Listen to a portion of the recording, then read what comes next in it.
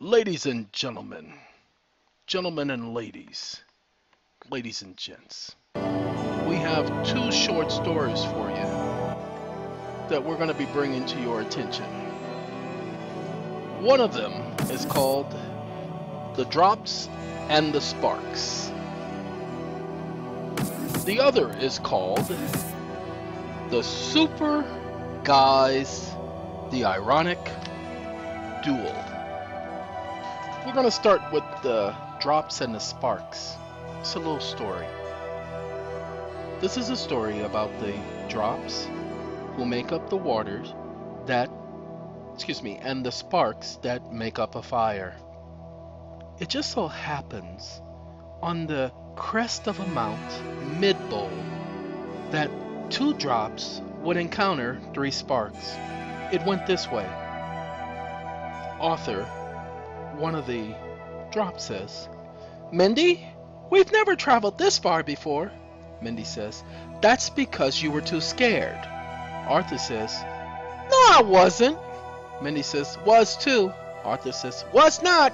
Jack says, "Hey, you two." They're the sparks. "Why are you trespassing?" Mindy says, "Trespassing?" James says, "Yeah, this is Sparks 21 territory." Mindy says, "Sparks 21? Marcy says, "Don't mind those two. They've missed the short bus and have to wait for an eternity to arrive before they can get a clue." Jack says, "Yeah, what she said." And Marcy says, "You guys are not from around here. Judging by the looks, you're from the Spring Clan, and not the purified one." Arthur says, "Wow, how did she know that? Mindy, she must be psychic." Mindy says, "No, genius, she read your backpack." Marcy says, "She's right." Jack says, "You guys are not supposed to be here. You suck up all of our oxygen and kill us dead." Mindy says, "It's the other way around. You suck up all of our oxygen and turn us into mist and vapors." Marcy says, "This is why we never see each other." Oxy says, "Hey, you guys, what are you doing together? Don't you know about the agreement? The truce?" Mindy says, "What?" Jack says, "A truce?" Marcy says, "Truce?" Oxys, one of the oxys, these are other creatures that make up the oxygen, they say, "Didn't your folks tell you?" "Oh my, they didn't tell you. Oh, you guys are never meant to be together. We have an agreement. Neither one of you control us. We control you. Without us, neither of you exists. And because of... Oh, you're here. You've broken the truce. Oh my, oh my, oh my. I must tell the other guys. Oh, this is bad. Very bad. Look, don't move a muscle. Either of you. I'll be right back." He goes to the sparks, goes to speak to the others, and comes back. "Oh, it's just as I figured. The truce is broken. The truce is broken. Oh my. What are we gonna do? Oh, the truce is broken, y'all. Oh, and that could only mean one thing. War!" Mindy says, "War?" Marcy says, "You're joking, right?" He's got to be kidding. Jack says, "War? Great! Finally some action!" Oxy says, "No, you don't understand. With war, you get no oxy. You dry up. And you sparks, without oxy, you smolder and die." James says, "My Uncle Clyde simmered and died. It was not a good sight. Not a good sight at all." Jack says, "Uncle Clyde?" James says, "Uncle Clyde." Jack says, "I liked him. He smelled, but I liked him, fake teeth and all." James says, "Well, he's no mo. He simmered." Mindy says, "Oh gosh. Look, let's get back and tell the others, and maybe they have a plan." Marcy says, "Yeah, and we'll meet right back here by Jade Rock in an hour." Mindy says, "Are you sure it's safe to meet even after what happened today?" Marcy says, "Why not? The truce is broken. What further damage can be done?" Mindy says, "You're probably right," so they all leave. The Oxys, Oxy number 2, and 4 others appear. And they said, "Did they buy it?" And Oxy number 1 says, "Did they buy it? They not only bought it, but they bought the patent." Oxy number 3 says, "What if they find out?" Oxy number 4 says, "Find out what?" Oxy number 3 says that there's no truth. Oxy number 1 says, "Sure there is, just not one with them and us." And now, there are 2 particular butterflies lurking in the weeds, and one's name is Cliff. And Cliff says, "Did you hear that?" Michael says, "Hear what?" "I was listening to the Oxys gloat about how they tricked the drops and the sparks, and weren't you listening?" Cliff says, "Never mind. Cliff and Michael are Albanian butterflies." And Cliff says, "We should go and tell them." Michael says, "Tell them? Why should we tell them? They already know they tricked them. Squandered, fooled, conned, bamboozled, outflanked, misguided, misdirected." 40 minutes later, misinformed. The sun is starting to set. He says, "You really ought to get your priorities in order. Cliff says, "You're right, Michael. What would you suggest I do?" Michael says, "Oh, that's simple. Go and tell the sparks and the drops." And Cliff says, "Why, Michael, that's a brilliant idea. Why didn't I think of that?" Michael says, "Genetics. But keep hanging around me and some of it will rub off." Cliff says, "That's what I'm afraid of." Michael says, "What's that?" Cliff says, "I said sounds like wisdom from above." Michael says, "Why, thank you."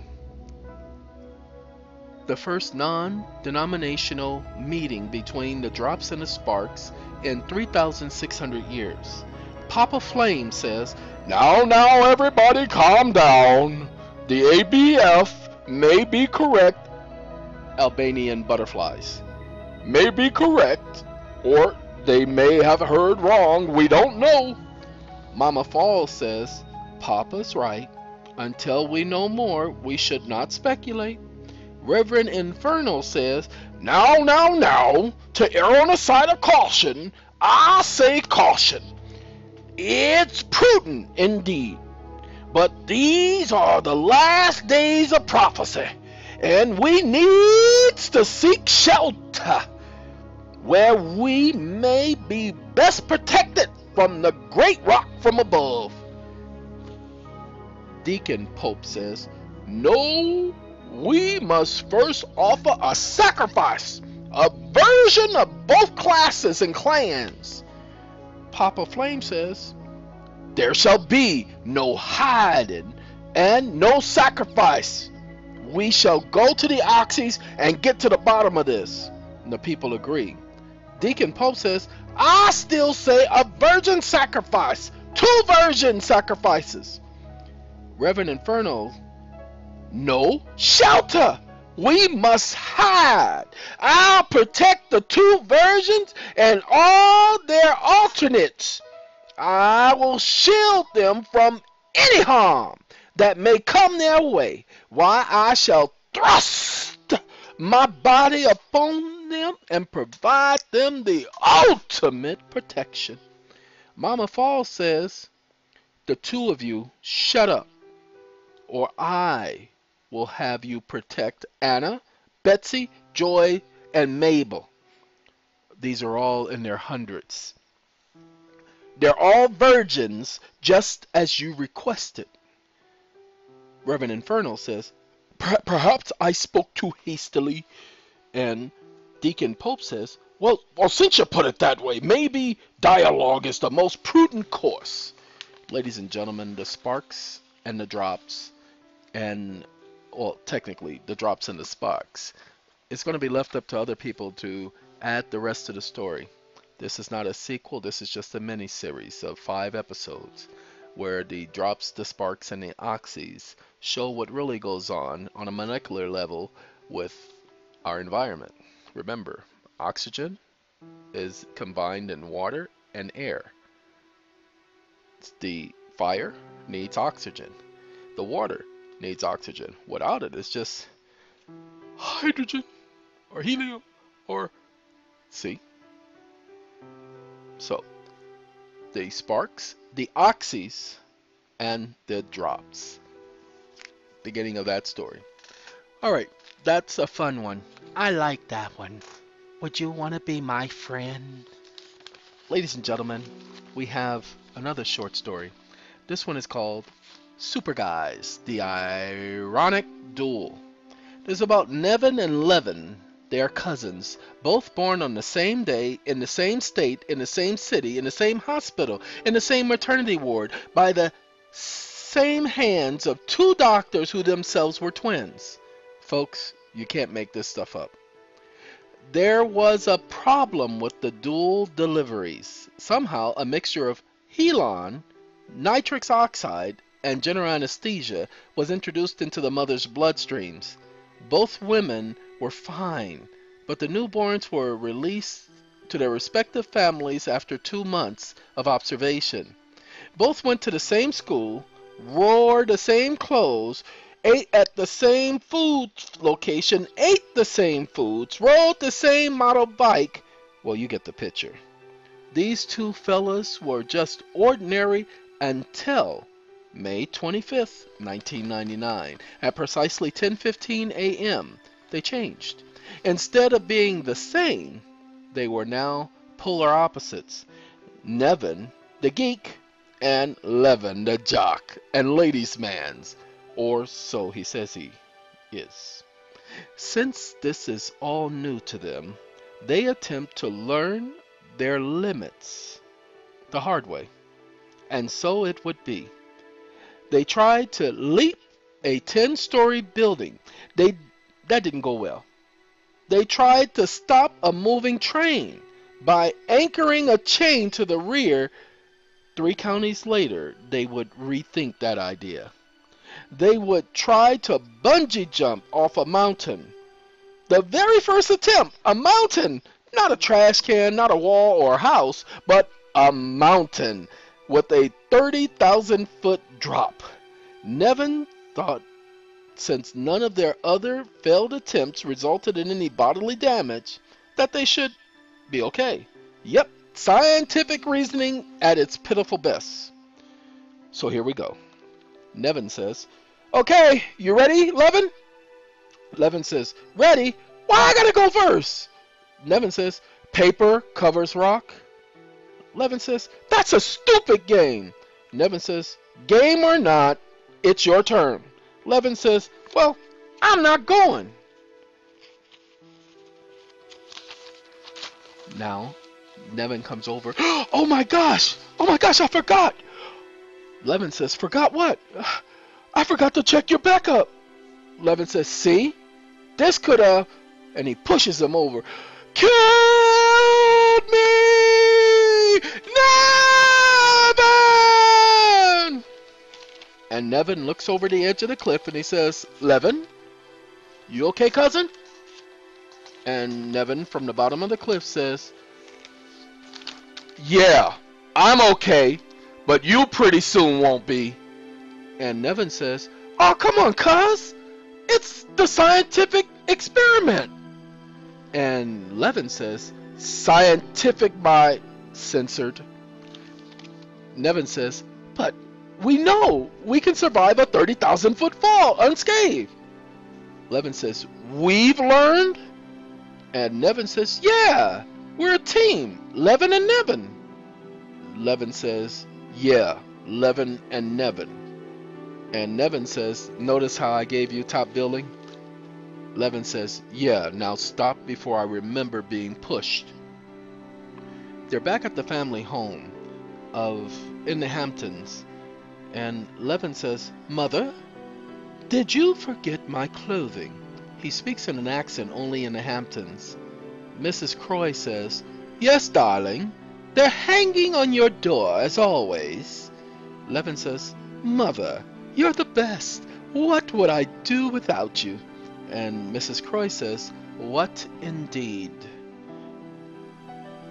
And Levin says, as he walks into the kitchen, What's that, Mother?" And she says, Oh dear, I was speaking to myself. Now dinner is at 7 sharp, and no excuses. Levin says, but mother. And Mrs. Croy says, no excuses, and that's that. Where's your cousin at? He's supposed to be here. And Levin says, oh, you know him. He's always late. And as he says this, Nevin walks in. And he says, hello, Aunt Helen. You look more beautiful every time I see you. Did you redo your hair? Oh, and that dress. If you keep losing weight, we will have to do an intervention. Mrs. Croy says, now, Nevin, stop it. I've worn this dress many times, but I guess I have lost some weight. And my hair, I had it done yesterday, and you are the only one that noticed.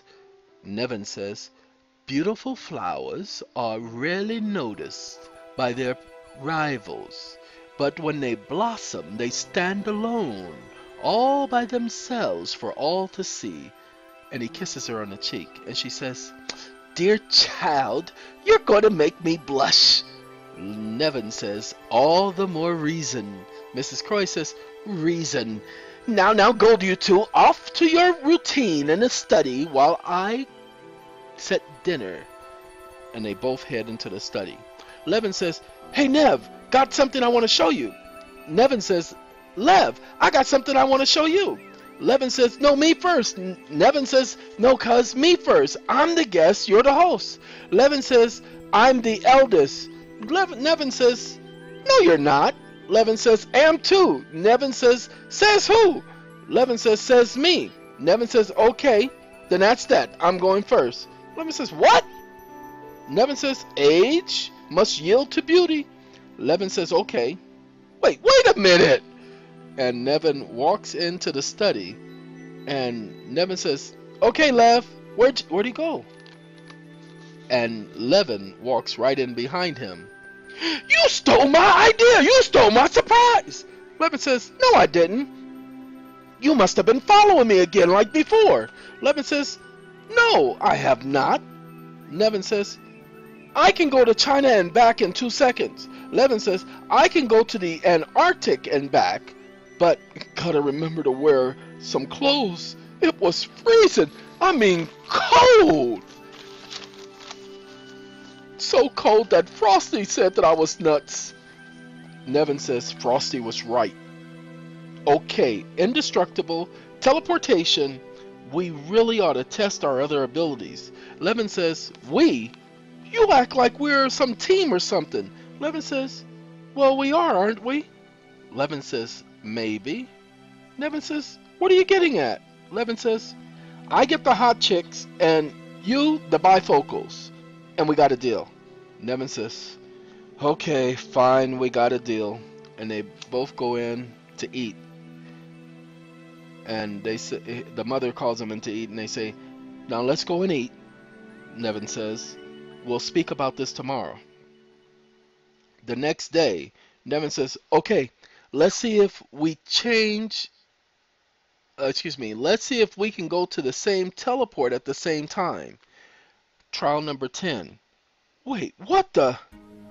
Levin! What did you do? Speaking in reverb and slow motion, Levin says, I'm sorry. I didn't mean to. Levin says, do what? What did you do? Levin says, I tried to back out of the porting. Nevin says, what do you mean back out?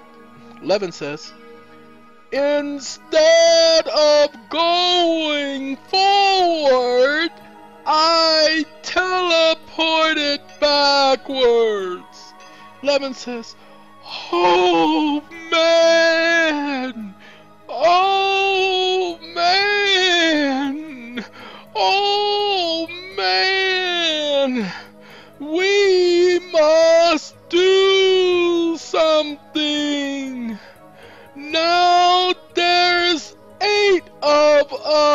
us, or should I say 8 sets of us. Levin says, look, maybe I just need to. Nevin says, no, you just stop it. Stop thinking. It's what got us into this mess in the first place. Levin said, you act as if I knew this would happen. Nevin says, you must have, because you did it without any discussion, any heads up, nothing. Levin says, all right.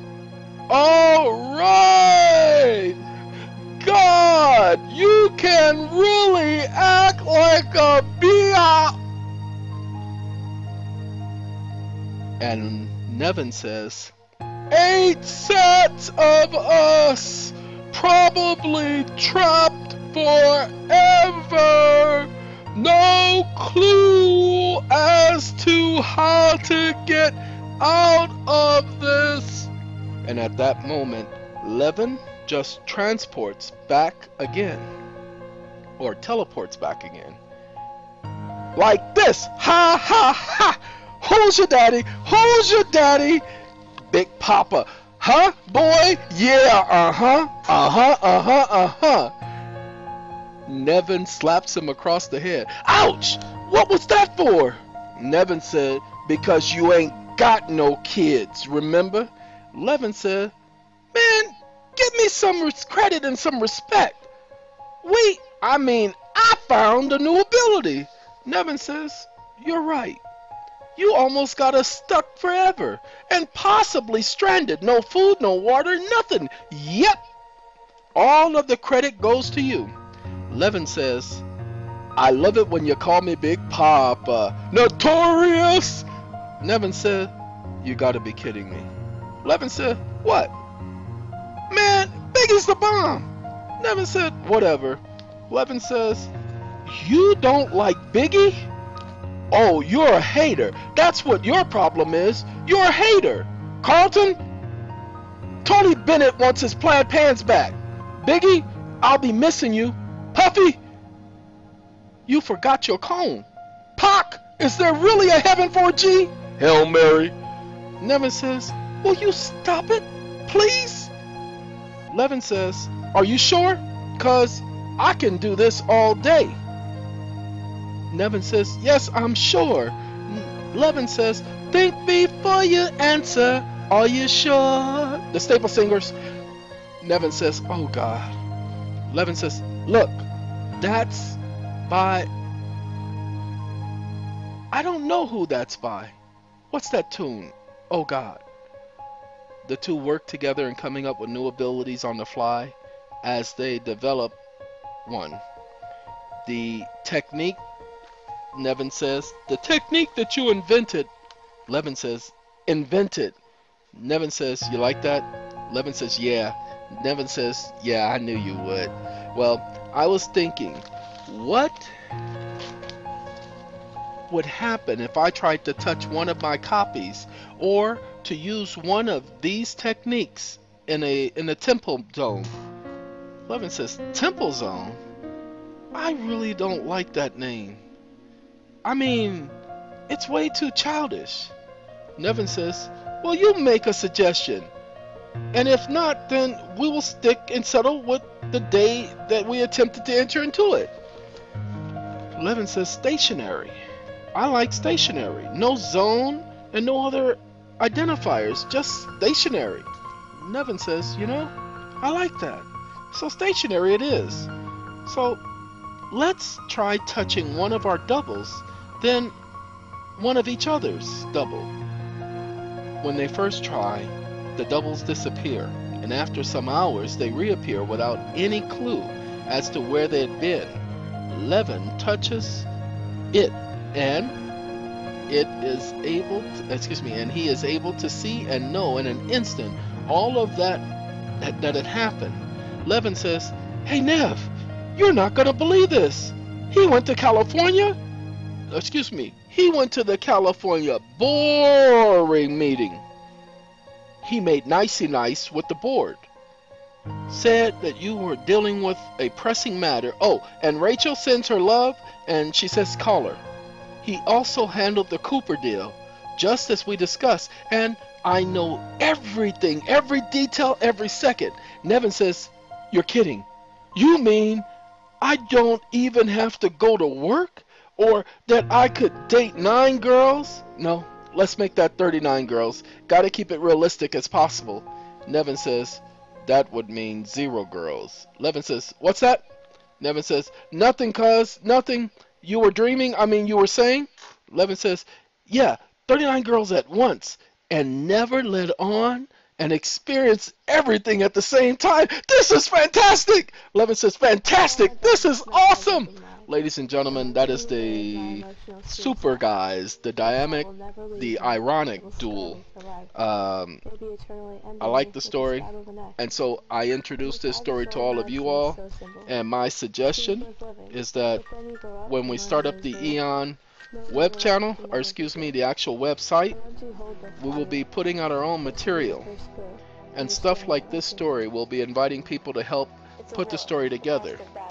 And the individuals who put together the best episodes will be the episodes we publish, either animation or actually acting out.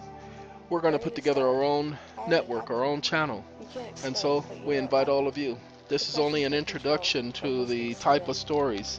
We have over 125 different stories, and as you've seen thus far, none of the stories that we have told sound like the other. None of the characters sound like the others, and if you really pay attention, with the characters, their personalities are all different. Even though written by the same person, the personalities of each character is not identical. Well, thank you again for joining us here at the Eeon channel, and have a good day.